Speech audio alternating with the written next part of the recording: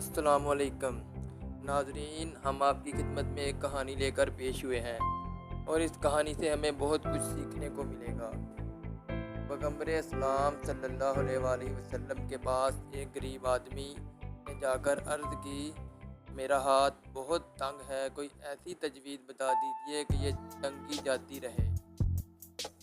आपने पूछा, कुछ तुम्हारे पास भी है?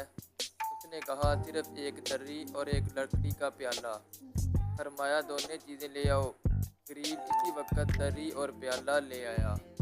इन्हें आपने वहीं बैठे बैठे किसी के हाथ 8 आने में बेच दिया और इसे दाम देकर फरमाया, इसमें से 4 आने की तो एक कल्हाड़ी ले आओ और 4 आने का आटा आज के लिए घर में दे आओ।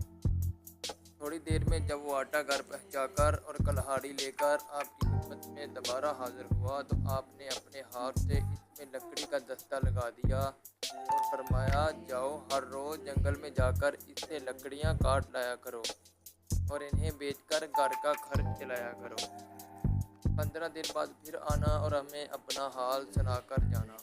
गरीब ने 15वें दिन आकर अर्ज़ की, घर का खर्च चलाकर इस वक्त मेरे पास 2 रुपये मौजूद हैं। आप बहुत खुश हुए और वो शख्स थोड़े अरसे में खुशहाल हो गया।